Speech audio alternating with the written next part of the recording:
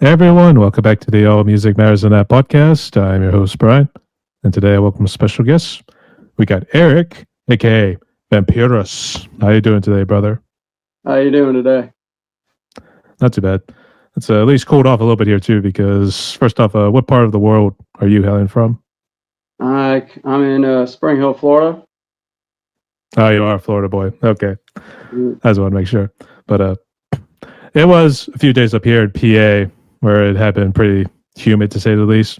Obviously, nothing compared to what the deep south, let alone Florida, gets. So, but still pretty hot nonetheless. So, Yeah, we've been in the hundreds the last couple of days. Don't know yep, how. At least my thermostat in the car says that. yeah. Actually, when I get to my car, it literally says like 100 degrees at times. So I think it just need to get it moving and then let the air cool it off, and then we'll adjust the temperature the right way. So, okay. But outside of that, I guess what's new? Nothing much. Currently, I'm working on dropping my first song. Hopefully, I'm working on getting the artwork and the little video that they need done. Other than that, not much.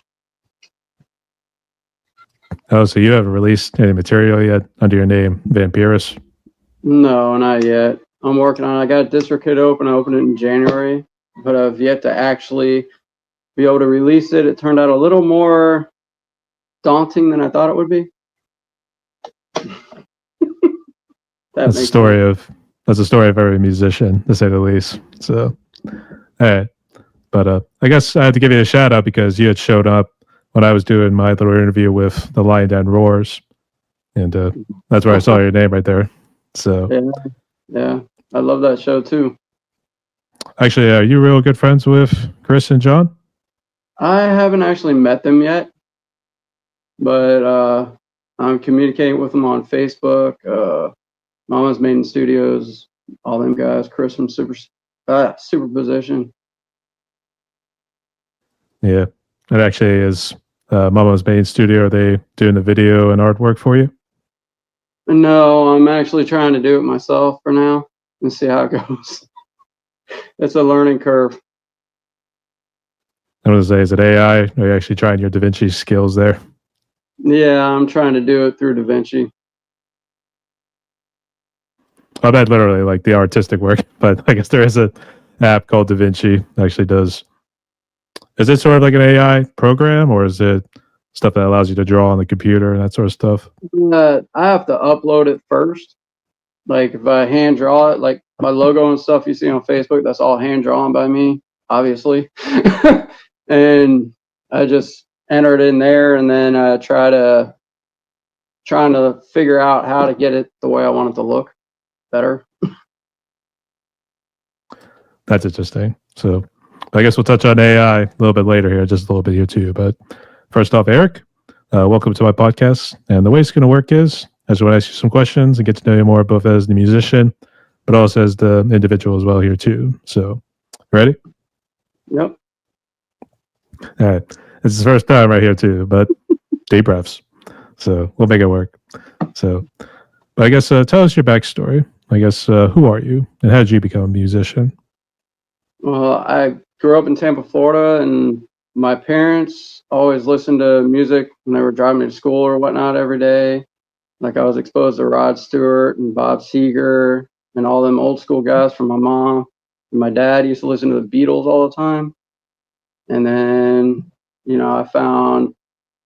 I found Guns N' Roses and Skid Row, and they were like my gateway into metal, if you will. And from there on, I found Megadeth and Metallica, and then all the rest of them just went harder from there. I found Massacre and Deicide and all those local Tampa Bay death metal bands. I used to have a blast when I was a teenager. And I actually had a garage band when I was a teenager too. But we never really obviously got anywhere. We would not be here if it did actually get somewhere. Yeah, So yeah. it is what it is. But yeah, I do remember when actually I was saying how I was going to do some Deicide drum covers or next year, and it was like deicide in the comments when I was seeing that. So I Yeah, guess what was it like? I was gonna say, what was it like in Tampa? Because did you go to some of the venues where they were playing? no, when I was a kid, I never really went to any shows. We really didn't. Um, I got to go to one Guns N' Roses show, and that was Guns N' Roses Soundgarden, and that was an awesome show. But that was, like I said, a long time ago. I never really got to go when I was a teenager. I kind of missed out on all the live shows, and mostly it was just me and my friends listening to cassette tapes. That's what it was when we were kids. Cassette tapes and then later CDs. So it was a lot of fun, but like I said, I never really got to go to any shows until recently. You gotta make up for it in 2025 because I was kind of the same way. There were maybe a couple concerts I went to, but no one that was really like a big name to say the least until like a little later in life. But have you kind of made up for it later in your life, going to some bands you would consider big? Well, my sons recently started listening to the same type of music as me, so we recently went to a show together in Tarpon Springs, which was a free all ages show. So it was awesome. It was a blast. I'm really glad I got to take him to a show, so it was pretty cool. That's one of those. Oh God, yeah. I was going to say, oh God, he's turning into you. So Yeah, pretty much. It seems like it, except he's a lot better at technology than I am. I'm like a dinosaur when it comes to technology. I guess this could kind of lead into Vampirous. I guess are you just a one man show, or do you have other people that help you out? I'm currently looking for a drummer and a bassist still. But yeah, for right now it's just me. Like when I drop my demo soon, it's gonna be just me singing, me doing vocals and guitar. And that's it. Because I don't wanna just I'd rather hold out for drums and bass and have a band together and actually, put it together the way it's supposed to be. If that makes sense. I don't know. It sounds like since you mentioned Metallica earlier, this is going to be like a Garage Incorporated demo tapes or something. Uh Not really. It's gonna be more like I couldn't even tell you. Uh, hmm. It'd probably be a little bit of Megadeth, a little bit of Pantera-ish, and then some with the lyrics probably more like Morbid Angel. So it's kind of like a mix of all kinds of different things. That's very interesting. So I guess you just strictly at the moment doing guitars, and then I guess bass and drums are all programmed for what in particular? I don't have them currently. That's what I'm saying. Okay. I'm trying to wait for the bass and the drums.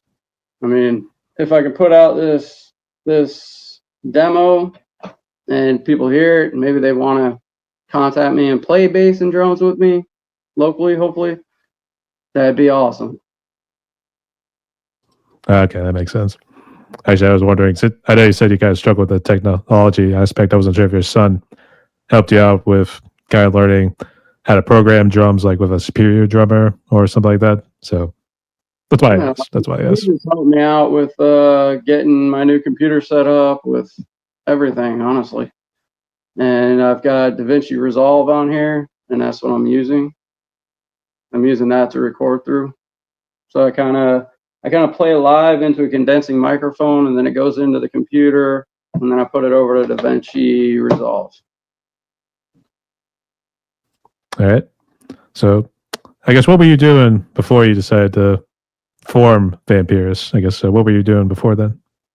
Uh, I was doing all kinds of things. I was in the military. I was an electrician for a little while. I was doing all kinds of different things. But musically, I mean, I've just played guitar ever since I was a kid, and I've written songs since I was a kid, based on my life and everything else. I guess what you do in the military. I guess you travel the world, or you just kind of stick in around the states. I pretty much stayed. I was in Schofield Barracks, which is in Hawaii. That's where I was stationed at for the Army. And then I was a Florida National Guard for like 7 additional years. Luckily, I didn't have to deploy. I wish I did, but I didn't. They don't bring them out during hurricane season. I know I thought the National Guard would kind of be. Oh yeah, I went to a lot of them that year with Hurricane Charlie. I think it was 2004. I can't remember, but that year I went to all kinds of different places. I was constantly activated because we had so many hurricanes. Regardless, though, thank you for what you're doing out there, mate, as well as what you did in the armed forces as well. Thank you. All right. I guess where'd you get the name Vampirous? I guess you're real big into the vampire sort of horror back in the day. Well, yeah, I was. I was into like the Lost Boys. That was like one of my favorite movies ever. But it came about. I was trying to play an online game, and I was trying to pick a username, and I tried Vamp. It was already taken. I tried Vampire. That was taken. So eventually, I circled back around to Vampirous, and it was there. It was available, so I used it. So I've been using it since like 2000 for a lot of different usernames. It just kind of stuck. Vampirous. Okay. Sorry, I've been saying it wrong the whole time. Jeez. So, it's not a big deal. It can be pronounced any which way. I really don't care. Yeah, I don't know. I guess I can understand because I think it's vampire. Is obviously when if you throw the E in there too. So I think I see why I pronounce it wrong. So don't hate me in the comments. I'm sorry, people. I just pronounce things differently. So Vampirous. There we go. Want to make sure we get that right going forward. All right. But I guess even maybe during some of your career choices, whether the National Guard, I guess, did you still always play guitar and then maybe try to form something with anybody in the armed forces or anything? No, because my guitar, I left it here, and I kind of didn't get into it. So I kind of, when I got into the military, I took like a hiatus from playing guitar until I got back and met my then girlfriend, now wife, and she bought me a used guitar and an amp, and for like a Christmas present or something, and I've been playing it ever since. Again, I forgot how much I loved it, honestly. And then I just recently discovered Spotify and all this other stuff. So, the rest is history, but I really didn't know how much easier it had gotten to get your music out to people using like Spotify and DistroKid and whatever other distributors there are until like a couple years ago. I wish I had known earlier. Yeah, that we could put out the recruitment for drummer and bass earlier. So Yeah, that would have been great. yeah. Actually, when did you officially retire? Because I think this could tie with COVID here too. When did you retire from like the National Guard? Oh, I got out of the National Guard. It was probably in 2007. I was in from 99 to 2007, 2008. So it has been a minute. All right. That I guess just to lead in with COVID here too. I guess how bad was that COVID for you personally, family wise, and not too sure what else you were doing music wise, but go ahead. During COVID, I was working as a FedEx delivery driver. So it really kind of sucked. Honestly, I was always paranoid, always washing my hands, and always just paranoid about bringing anything home to the family. And then, the kids we were trying to homeschool the kids. That was about it. I got 5 kids, by the way, 5 boys. So needless to say, it's taking some youth out of my complexion and everything. So Yeah, I can see why. Brings out quick too. Yeah. So I should really like dressed in a hazmat suit, always carrying packages. No hazmat suit. It was just like do the delivery and not let them touch the scanner to do the signatures and stuff. But for a while, and then And then they kind of got rid of that and went back to the signatures once they figured it was time, I guess. Yeah, Florida got pretty lenient after a while, so I can see why. Actually, it was mainly just a joke, but I think in some cartoons you see it like they're all just decked out like a hazmat suit, kind of like being that paranoid of like germs or something, and it's just like carrying the packages like these big tweezers or I guess whatever you want to call them. And Yeah. then they just drop it on the porch, and they like stand clear. So I went through a lot of gloves. And then I had people literally tell me to drop it on the truck because they didn't want to be anywhere near me. So I'd leave it on the bed of their truck on their driveway. It was crazy. I guess on a serious note, were you and the family okay outside the homeschool and everything else? Yeah, I don't think none of us got COVID as far as we know. I don't think, not seriously anyway. They might have got diagnosed with a positive test and then stayed home for the requisite time. They got retested and then they were negative. So I don't know if it was a false positive in the first place or not. Lots of fun. Clearly, right. But on a serious note, good to see you and the family are doing well there. So it's also good to have you along here for the ride and also resurrect your music career, if we wanted to say it that way. Because I know you said about the little garage band that didn't go anywhere. I guess even after you retired back in '07 from National Guard, did you try to get back into the garage bands at all, or just Yeah, I got back into playing for myself mostly, just like mostly stress relief when I was stressed out. And but no, it didn't dawn on me, after my garage band broke up and whatever happened. It didn't dawn on me that, I should probably try and get a band back together again now. But then I started the Facebook page on a whim one night, and then after meeting everybody in the community of the independent musicians, I was like, man, I can try and get some information on how to get this started again. So I decided to start trying again after I met everybody on Facebook and that whole community of independent musicians. And there are awesome musicians out there that I wish were more popular. Like I try and share as many of them as I can with the world, I guess. And hopefully the things I do, like make playlists for them and stuff like that, helps. at least we would hope so. So unfortunately, I think it seems at times when people have songs, they accidentally or maybe even deliberately get thrown into a playlist, maybe because someone like formed some sort of AI thing. And unfortunately, at some point, Spotify's going to say like your music's been removed because it has all of these AI bots who probably, if they are listening to it or something. So that's pretty much been a huge downside. That's crazy. I've seen that before too, where they've been like Spotify decided to drop my song, and it's like just because it all of a sudden got like 2,000 whatever plays, or added to 2,000 playlists in a row. It's like I think it's ridiculous that these botted playlists do that.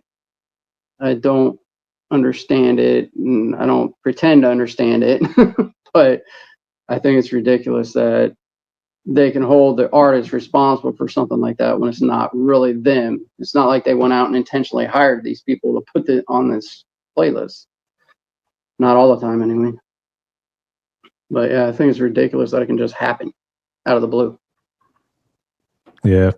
So that's all I'm going to say. Tread carefully after you get your new demo out. Eventually, we should say. So, and I guess this could probably go into influence as well. So I guess why the Morbid Angel, Pantera sort of mix. I guess those really bands you looked up to a lot in your youth and even adult life. Yeah, Morbid Angel's awesome. I've always loved the thrashy guitar riffs, the hard hitting drums. I've always loved that, and then the thrashy vocals. I mean, I don't care if the guy can sing or carry a tune. I just kind of pay attention to the music and how it all goes together. You know, that's the most important thing to me is the timing and everything. I mean, I like songs with like breaks in them, like tempo switches.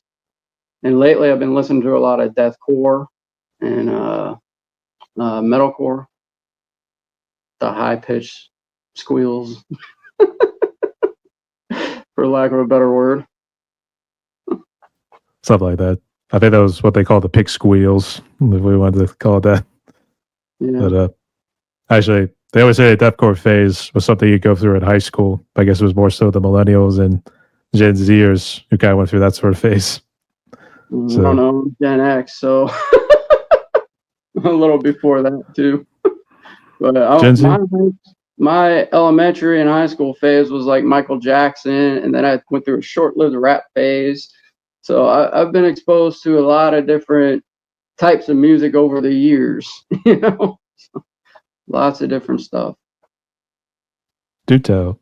So I guess you're really trying to mimic Trey Azagthoth's guitar play. Maybe something like Altars of Madness, or I guess which album did you really like from Morbid Angel? Yeah, I liked Ultras of Madness. That was a great album.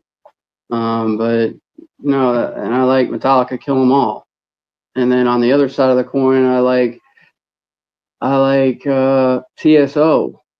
I like Dream Theater. I like a lot of different style of guitar playing, not just one. Whether I can play as good as them, who knows? I'll get back to Morbid Angel. I think, funny enough, I think most people would say Covenant was like the breakthrough album, but I would say Altars of Madness seemed their more thrashy album, if that makes sense. Yeah, I liked Ultras of Madness. That was my favorite one, I gotta say. And I got them all on my Spotify playlist, and they just keep cycling through because I play it on shuffle all the time. But I guess, what song is your favorite from Altars of Madness? I would say mine's Evil Spells. yeah, I kind of like that one too. But there was a was it Maze of Torment? I think I like that one. I'm not sure if that's on the same album. I don't have them all specifically memorized. Yeah, that one's on Altars, yeah. I mean, because I got a horrible memory when it comes to just about everything. I'm telling you that now. Yeah, and sometimes I blank out too, so don't worry. It happens to the best of us. So, Yeah, all right. Sorry, I thought you were going to say something. Okay. So, let's see what happens, but good luck whenever you get the demo out and everything here too. Can't wait to see what you got. So, but I guess, I think you mentioned earlier the whole thing with Da Vinci and everything else that you use in terms of gear. But I guess, what brand's your guitar these days? Is it the same one your dang wife got you? actually, yeah, it's my same Ibanez RG, at Indonesian at that. But yeah, and then I'm rocking a crate GLX 1200H. So that's awesome. I love the crate amplifiers. I miss them so much. I wish they still made them. But all I Well, can they do run is, out of business. yeah, they shut down a while ago. Mm, A while ago. It's amazing. It's amazing how fast technology gets replaced. yeah, that's for sure. But because what part of the house do you use as your vocal booth? Because you said you do vocals as well. Yeah, I just, like I said, I record live in my bedroom, basically. That's what I'm using. And, there's been times when I've gone through a whole entire song, and then all of a sudden the kids are making a lot of noise out in the next room, or my wife is, or whatever. And it's like, oh, well, I can't use that. So it's been interesting, honestly. I try to record at night when everybody else is in bed, but then for the guitar, I can't do that because it's too loud because I'm playing into a condensing mic. So it's basically live. And if I had the equipment to be able to do it where I could go straight into the computer, I would do it that way, but I don't have it. I just have basically I'm playing live. So whatever you hear me doing on Facebook or whatever it is, it's live coming from my bedroom. That's understandable, but sometimes the interfaces those ones could be a pretty penny, but depending on which one you're going for. But I think it was like Focusrite 2i2. It's only I think it only has like two inputs and two outputs. But it's probably your cheapest option if you're just looking to go for the cheapest one on a budget, to say the least. So mine's a 18920, which was a little bit higher, but hey, she still gets the job done and everything. So basically, you loop that in after your effects loop, like your pedals if you're using pedals, and then it would go straight into the computer after that. Now, I'm not too sure how the pedals work. I don't know if it has like a USB you can plug into the computer, or unless it can plug into the inputs, which I think you need specific cables for. I'm not too sure. I'm more of a drummer, if anything, too, but mine's also an electric drum set. So the good news is you just have to plug into the outputs of the module on electric drum sets and just plug it into the inputs. And then it took some learning, but I finally figured out how to get like the full song. So, you know, how you hear it in like the left and right ears. So you get like the full tune and everything. So Yeah, it's a lot to take in. So it's been a learning curve, I can tell you that. It's definitely a learning curve. Every time I record, I'm like, oh, I got to figure out a way to make this better. I got to figure out a way. And then, I tweak the EQ and I tweak the effects and everything else, trying to get it to sound the way I want it to. And it definitely sounds dirty. That's the way I like it. it's raw energy. So yeah. But have you actually asked John from Superposition for any advice? Not currently. Like I said, I just recently started interacting with them, and I may go on their show one day. Who knows? Anything's possible. But I mean, the first thing I want to do is get a song put out there so that I can be like, oh yeah, that's my song. That's my dream, because it's just been they're rattling around in my head, and I want to get them out. That makes sense. Actually, I wasn't sure if this was like that Monty Python sort of saying where God gives King Arthur like the whole task of looking for the Holy Grail. So, Eric, this is your conscience speaking, or something like that. So, a lot of those lines, but you get the idea. I'm not trying to make money off of my music right now. I'm just trying to get it out of my head and out there. That's all I'm trying to do, is just put it out there so I can say, hey, look what I did. That kind of thing. Because right now I got a day job, but I mean, not to say I wouldn't love to be a professional musician, but right now it's not in the cards. I guess if such a time were to come around, would you consider playing live? Yeah, if I could.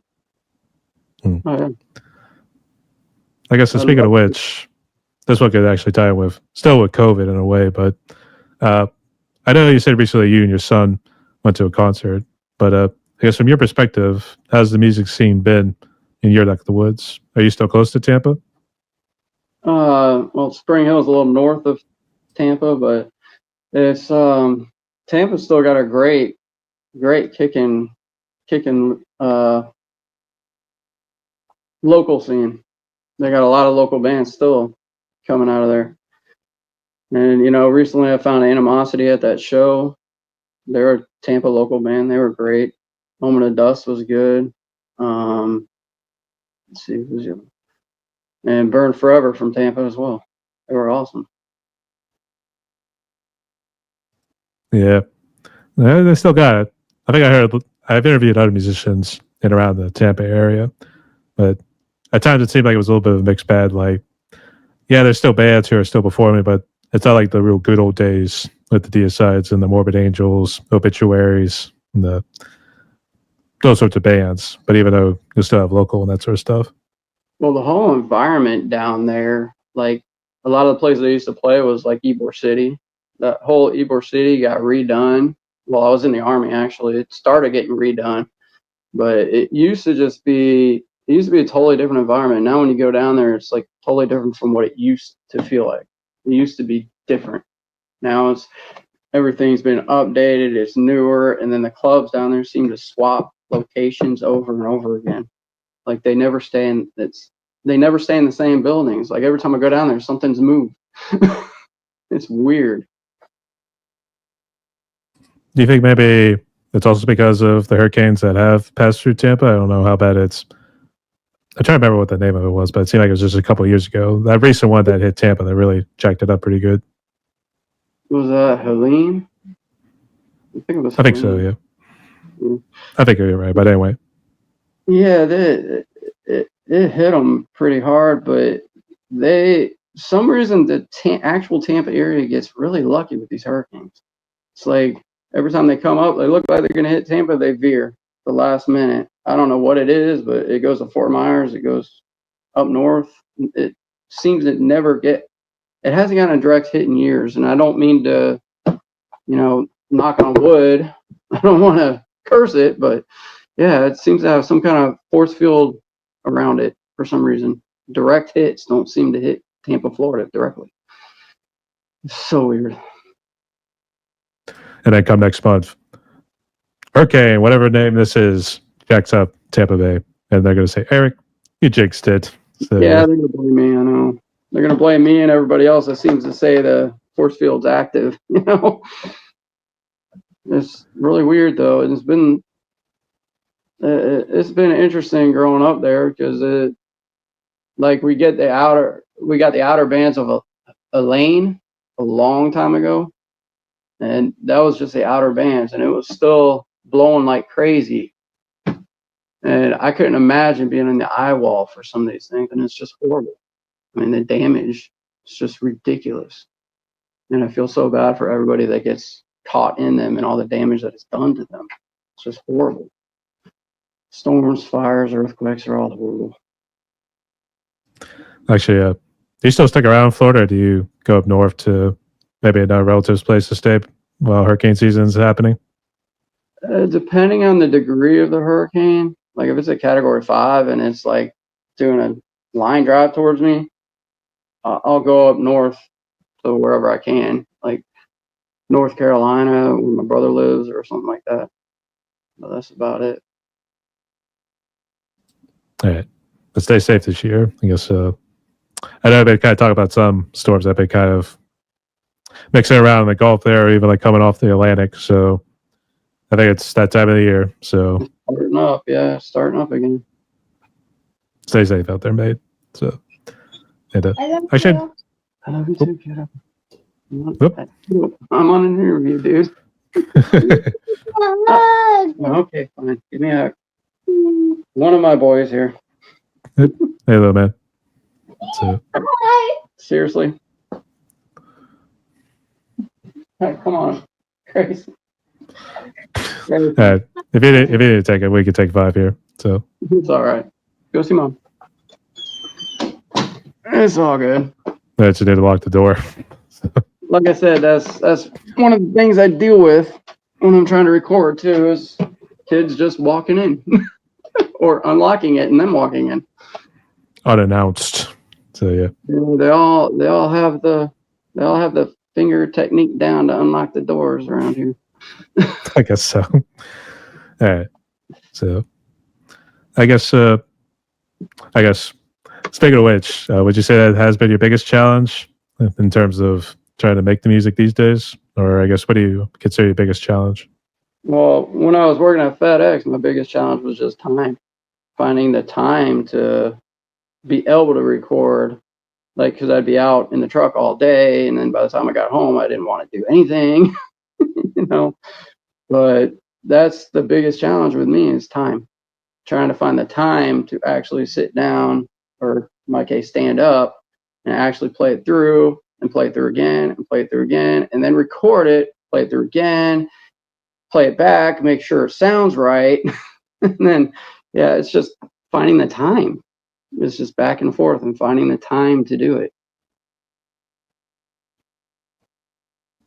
And we can also throw in the kids if they're going to interrupt you too. Unfortunately, this is just one of those unfortunate circumstances. So, yeah. I actually put a sign on the door here that says recording, but they just ignored that anyway. Or they pound on the door. That was the big thing too. Pounding on the door, pounding on the wall. Recording in process. Can't you read? So Yeah. I guess so. It's fair enough. But I guess what social media like have you been using? Because I found you on Facebook. I just don't know if you're using some other stuff to familiarize yourself. Because I know you say you're not tech savvy. Right now I'm on Facebook. I've got a YouTube page, which I'm not very active in currently, but that's why I've got DaVinci Resolve, because I'm gonna start trying to get little videos and stuff out there. And then I'm also on my Indieverse. I'm in there too. You can find me in there. And then eventually I'm gonna do a Bandcamp, and I'm gonna do everything else I should be doing, like Instagram and all the rest of them. But right now I'm just kind of focusing on those. That's all I can handle right now with trying to record music and with the kids and the wife. And, you know, I don't schedule my posts. I just do them when I do them. And I probably should start trying to figure out how to schedule them, but I just haven't felt like it, honestly. Yeah, I can understand. But you said you also still work a full time job, or is it more part time? Well, recently I switched over to more of a part-time job where I'm mostly online. It's mostly work online and stuff like that. I go to my parents' house once a week, try and help them out as much as I can too. But it's just that now. Now you'd think that would give me more time, but with the kids out of school, still not. But once they're back in school, maybe I'll have better luck. I guess at least that way, then you can plan it out a little better. So, all right, I'll have to see what happens. But earlier, I brought up the question about AI, and I'm not too sure if that's what DaVinci Resolve is or anything like that. But have you used AI for anything else in this current project of Vampirous? Uh, no, aside from a couple of little meta Facebook posts, maybe using the AI art really quick. But other than that, like my logos and stuff that you see, it's just me drawing, which I draw like I don't know, maybe a high school kid. I don't know. I'm not that good of an artist, but I like the fact that I'm drawing it, and every time I do it, I seem to get a little bit better, maybe.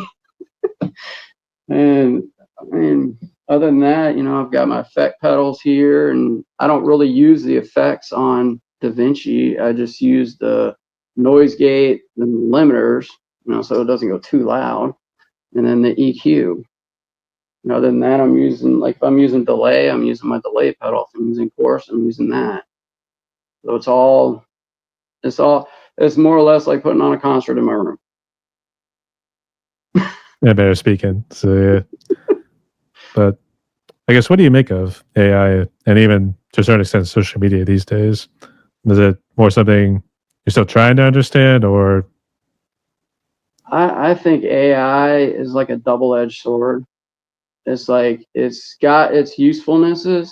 It really does. I mean, it helps with a lot of things, but on the other hand, it also can maybe take away jobs from certain industries or customers from certain people, you know, like artists and musicians, obviously, and whatever else. But yeah, like I'm not a big fan of it, and I'm that's why I'm looking for a bassist and a drummer. Is that I don't want to use samples. I don't want to buy samples. I'd rather have, hey, this is my drummer. Hey, this is my bassist. This is the way we sound. You know, uh, that's just me personally, though. I mean, I don't knock anybody that uses AI music or AI. I don't knock them at all. They can do what they want. I think I find out that the AI people are the ones getting more of the so-called views and everything else. So that's what some other people will tell you. So And that's unfair. it's like that enter the text, just text the prompt, and then all of a sudden your song is done. You know, and you didn't really write the song. That's not really fair. But you know, to each their own. And hopefully one of these days there'll be some way to tell whether it's AI or not.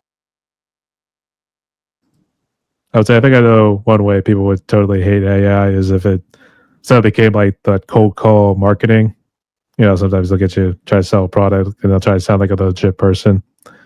Yeah. So like if your phone's just like flooded with like all sorts of messages from like various products or even like I was thinking like, oh wait, I'm just thinking about that chair over there. I was just thinking about maybe we should add something to that to the man cave and then maybe not even 30 seconds later you'll probably get a call that's like talking about it. That sort of stuff. Or it'll show up on your feed in Facebook, an ad for it or something. That's the same. It's the same thing. Yeah, it's like that. But now they'll call you directly. Phone just listens to you these days. It listens and it dictates what you're doing. It's so weird. Like I said, I kind of miss the days of writing a letter, putting it in an envelope, and sending it off. But those days are gone. I think. I don't think they're coming back. Mostly, I think most people are just going to send it in an email and they'll put it into a digital envelope and whisk it away. It'll be there in 5 minutes. So, Yeah. all right, I can see why. But I guess outside of music and I guess your part-time job, I guess got any hobbies? I love to fish whenever I can. I love fishing. My kids love fishing. We love going. We love going down Key West. We love vacationing in like Colorado. We went there once. We went to a lot of places. We just vacation and go for a couple weeks and come back. Vacations are what keeps me sane.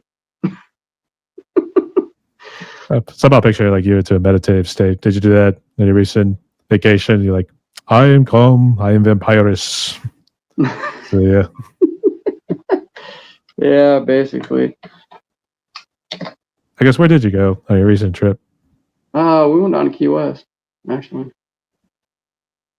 Key West, there's a place down there. It's awesome. It's called the Galleon Resort, and that's where we stayed.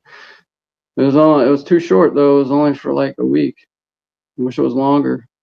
I wish I could have done more. But we had a blast just the same. It was awesome. I'm guessing you spent most of the time sleeping. Try to catch up on your Z's because the kids keep you up all night. No, actually, the other way around. The kids kind of woke me up at like 7 every day. And then my wife was trying to sleep in. So she was like, can you just keep stuff quiet out there? Please, I'm trying to sleep. So, yeah. It was like that. So, the mornings were slow to start. But we got out, we walked around, we had a blast. That's good. Actually, I do know some family members of mine. They'll always quote unquote snowbird down to Florida, but they also make a quick stop in Key West. So it seems like a beautiful destination. Key West got a lot of stuff to do for a lot of different people. I mean, you can go fishing down there, you can parasail, you can ride jet skis. It's freaking. We went on a ghost tour. That was interesting. Wasn't that Thoreau? What's that? I was trying to figure out who's the author. Hemingway. Thoreau. Hemingway. Sorry, I'm thinking of Thoreau for some reason. Sorry, but Hemingway. Yeah, was it at Hemingway's place for the ghost tour or something? No, the ghost tour kind of walked around to a bunch of different places down there. There's a couple of different ghost tours down there, and they go to different places, I think. But there's all kinds of strange stories. And apparently, also good spots for cruise ships to come up close to the island and drop everybody off, so you go and have a good time. Yeah, they've got huge cruise ships down there. The dock, literally right on the dock there, like the Sunset Pier. It's got the cruise ships docked there sometimes. Real cool. I would say I only done a cruise ship once, and I think I wouldn't mind doing another one again. But a couple of family members, and even my father, for instance, he's not really crazy about cruise ships anymore. I guess. What do you make of them? Don't really see a point in them.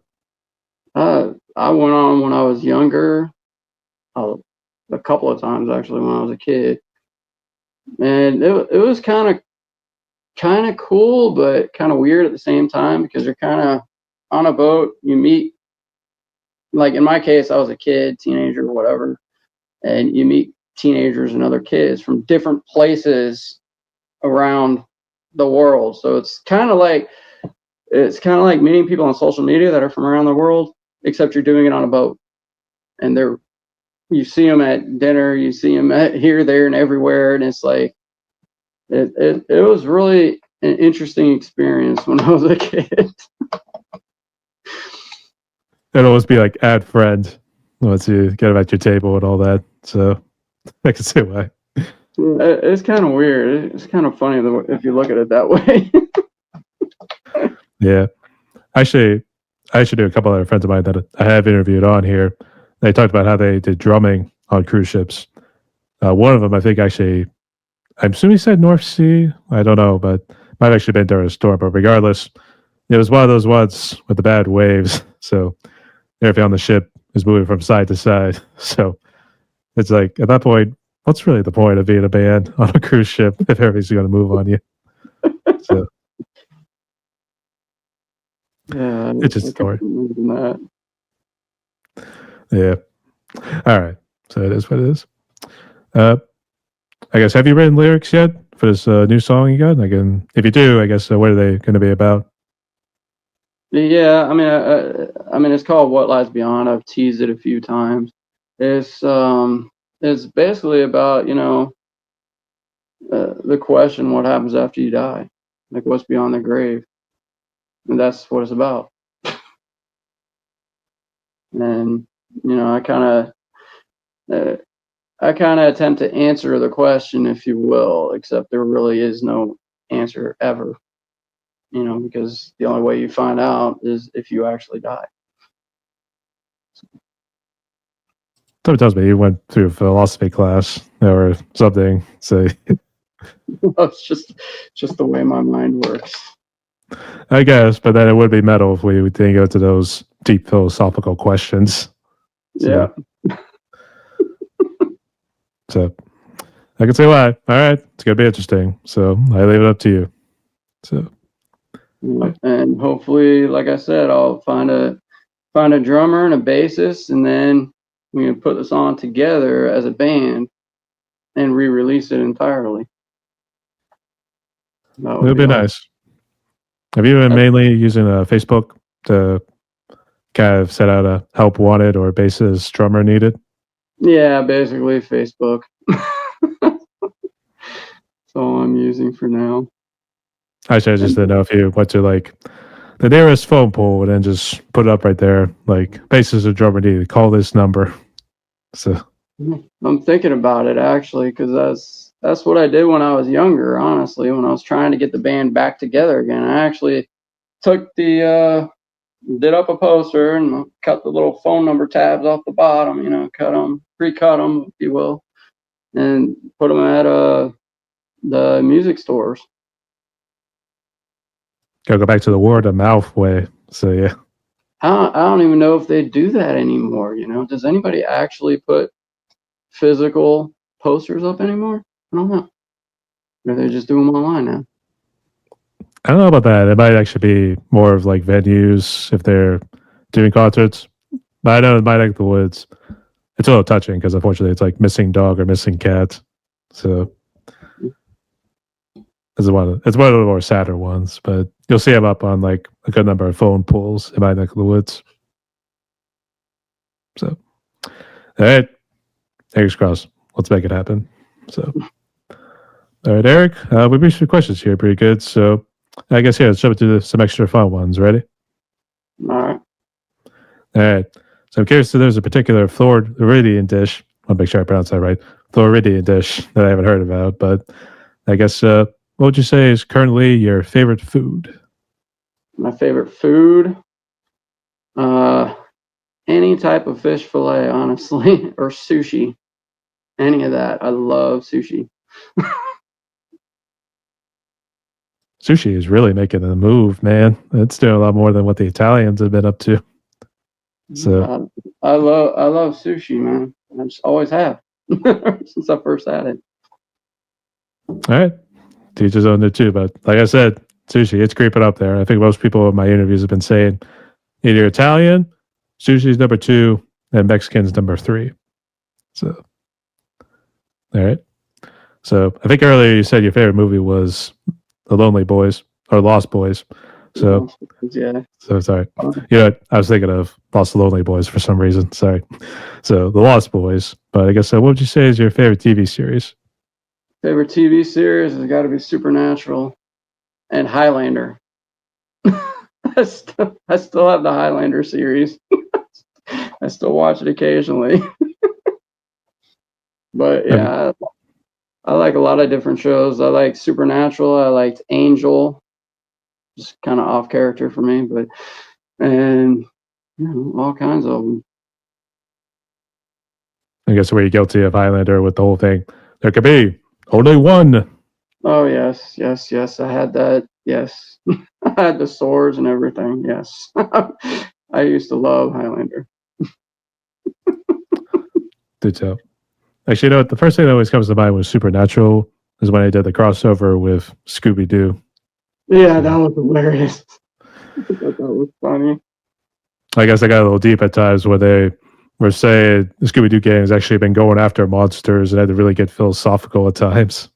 So it's almost like, man, what would you do if you actually were in the cartoon, say like Scooby Doo and that sort of stuff? It'd be weird. That'd be crazy. I think I would.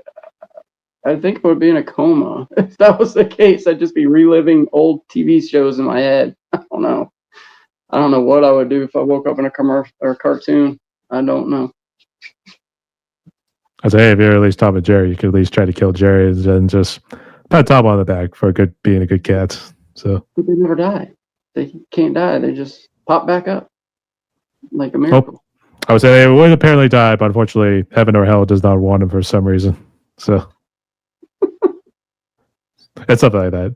It's maybe like a Constantine sort of joke in a way. So, all right. All great choices there. So, not sure if you drink alcohol, but if you do, I guess, what's your favorite alcoholic drink? And what's your favorite non-alcoholic drink? Oh, my favorite beer is Yingling, which I have right here. And then I also like wine, like a good Cabernet. I like Cabernets. Non-alcoholic, I'd say Mountain Dew. Baja Blast or just regular? Just the regular Mountain Dew. Sort of a shot. So, I think most people would say Baja Blast, but I think it's like the go-to sort of drink for a Mountain Dew, to be honest. So, I get weird about tasting like the strange new flavors they come up with. I just get weird about it. I've tasted some of them and I haven't liked them. So, I mean, the Mountain Dew Classic and the Coke Classic and those are all my favorites. The classic ones. I don't like when they play with the extra flavoring and stuff. It just they don't taste right to me. Like cherry Coke, I can't stand it. actually, I was thinking back to when Kiss did a commercial. Dr. Pepper Cherry is amazingly smooth, featuring Kiss. So, more so Gene Simmons, if anything, but I do remember they were funny there too, but I kind of said, yeah, those were, I think it was an acquired taste, to say the least. So, but I think it's also a damn marketing diversification technique. So they try something new. So you can blame marketing for that. Right. And for the last fun questions, I guess, what you been listening to recently in terms of music, whether they're indie or mainstream? I've been listening to like a lot of Traverse the Abyss, a lot of Nailbite. Been listening to Gods Among Us. Look, mostly independent bands that I found through Facebook. They've posted Spotify links, and I just go and I listen to them. And if I like them, which most of the time I do, because I haven't found anything I don't like. I haven't found anything I really don't like. So I like a lot of different things, and I just wind up listening to them. And if I like them a lot, I'll post to Facebook, or I'll put together a playlist and then post it on Facebook. And like I always say, I don't get anything out of doing it. I just hope the artist gets something out of it. It's the only reason I do it. Trying to help out the artist. And then mainstream, I've started listening to Falling in Reverse. A lot of Falling in Reverse. I still listen to Testament. Still listen to Metal Church. My tastes just go all over the place. I couldn't tell you how many different bands I listen to in a single day. Yeah, actually, I heard a couple of the Falling in Reverse ones. I think the recent one was like Ronald. So yeah, hey Ronnie, he's still going strong. So I gotta give him credit there. So, all right, so all great choices there. All right, so Eric, we're down to one more question on my podcast, but I guess before we jump into it, would you like to ask me anything or say any final words? No, just hope I didn't tear this up too bad. I said somehow you broke my internet or something because I think a couple times I was freezing up or something. So that's all good though too. I think it's on my end. So all right, but if there's something else, here's how I'll word the final question. So, given the amount of negativity that's been kind of going in and around the world here too, whether more so political wise, if anything, but these days, I think people need some sort of hope. So, uh, I guess to kind of break it like this, if you want to share any advice for any musicians, go ahead. Otherwise, if you want to share a message of hope for musicians and people so they can go on with their lives, feel free to share. I mean, the biggest advice I've got is for the young musicians out there that are learning how to play and everything else, and maybe they do get a garage band together like me, like I had.